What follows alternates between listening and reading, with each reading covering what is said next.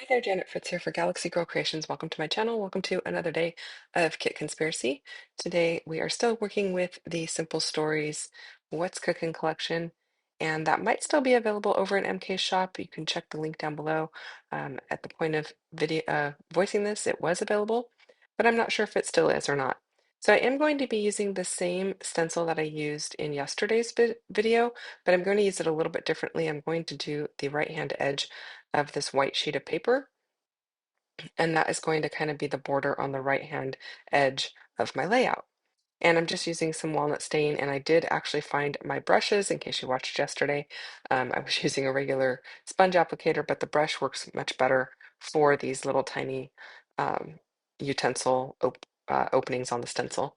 So I did use this striped paper. I really liked the stripes, and so I just went with one set brown to brown, and didn't do any repetitive colors other than the browns. And then because I kind of highlighted the brown on the left-hand side and with the brown utensils, I used a brown little journaling card up in that upper right-hand corner.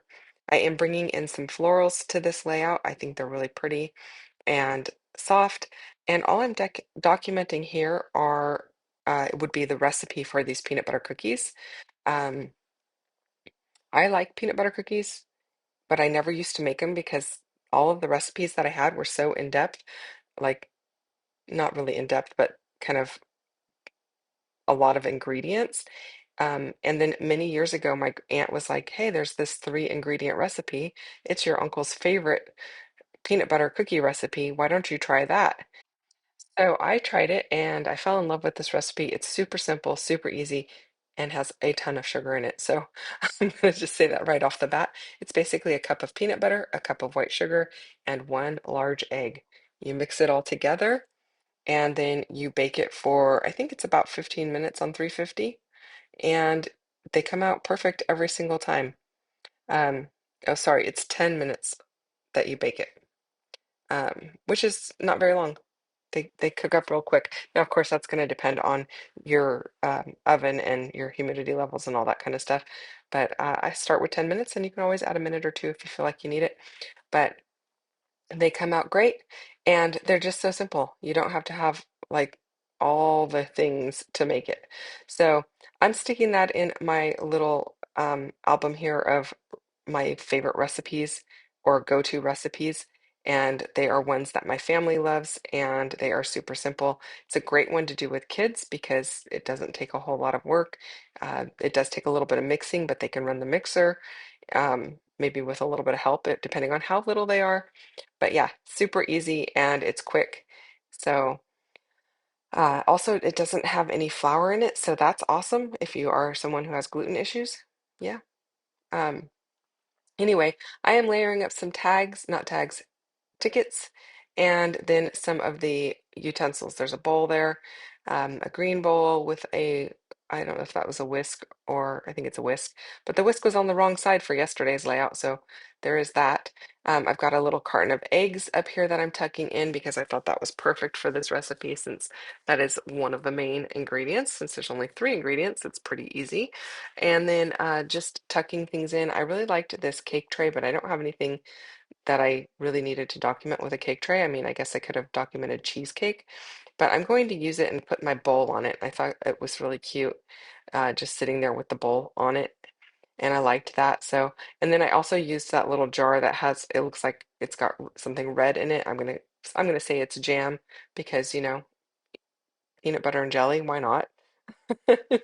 Not that I eat jelly on my peanut butter cookies, but I think that might actually not taste too bad. Maybe it'd be really interesting to try these peanut butter cookies as one of those thumbprint cookies where you could put the jam in the middle. I don't know. Maybe I'll have to give that a try. Anyway, I am just layering up these bits and pieces, and I am cutting off the white border on a few of them because I felt like the white border was really prominent on a couple of the pieces, and that always bothers me. So, trimming it off here and there on the ones that just felt like it was super in your face, and that would include that little cookie that's going to be peeking out up top. I'm liking how that's going together. Um, just going through my die cuts, figuring out what I can use. I really love using a lot of embellishments a lot of the time. Yeah, there's times that I don't, especially if I'm using wood veneer, I don't use as much of the paper embellishments. But when I've got a lot available to me, I really love digging through them and just layering up where I can and playing with them that way, and then giving them lots of texture by adding some dimension behind some of them, like I am that little heart right now. I think I'm going to add a little heart to each one of these little clusters. And again, trimming off that little white border because it's annoying. While I do that, don't forget to go check out what MK has on her channel today. I know she's got something awesome for you. Today is our regular posting day. We are posting Fridays, Sundays, and Tuesdays, and probably most of the days in between. But those are the days that we've committed to. And then we have our kit shares on Thursdays. We do have one more kit share to do, even though we're only going to be using it for 2 days because there's only going to be 2 days left in the month. So keep coming back and watching and checking that out. I hope that you're enjoying this kit. This is one a kind of a fun one and different for me because I don't always document recipes, but I thought this was a great chance to put some of my favorite ones in an album. So I thought I'd use that little title, Yum. We'll see if that ends up staying. I don't think it's going to. I tried to get it on multiple layouts, but I just, yeah, I'm not happy with it. So I pulled out the chipboard that came in this set with this kit. Originally, it was bundled with chipboard and some wood veneer and the stencil that you see on the right-hand side there. But she only had so many kits available, and those ones are gone. So that you can still get the kit with the paper and the embellishments, just not with the chipboard, wood veneer, and the stencil. So you can go check that out in the shop. The link is down below for you. This chipboard is from Dusty Attic, and I think it's really cute. I'm going to use this kitchen timer. I'm using the little piece that says homemade on it, and I think that's really cute. I did think about coloring these up with some ink, but then I decided to just go ahead and leave them as the raw chipboard, and I really like the way that they look with all of the browns in the photos and the brown detailing that I've got going on.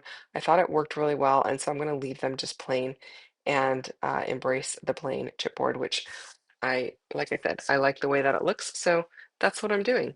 If you wanted to color it up, if you just take your ink pad right over the top of it, that's a great way to color chipboard. You could also use paint pens if that's your jam. And then I did add a little chipboard whisk to the upper right-hand cluster. That's where I'm going to put my recipe and my ingredients, or the ingredients and the details on how to cook them, which, like I said, is super easy, and that's why my little journaling area is so small. Thank you so much for watching. If you enjoyed this one, hit the thumbs up button. Don't forget you can leave comments down below if you have any questions or comments. I'll respond to those ASAP. Thanks again for watching, and I'll see you guys soon with another video. Bye-bye.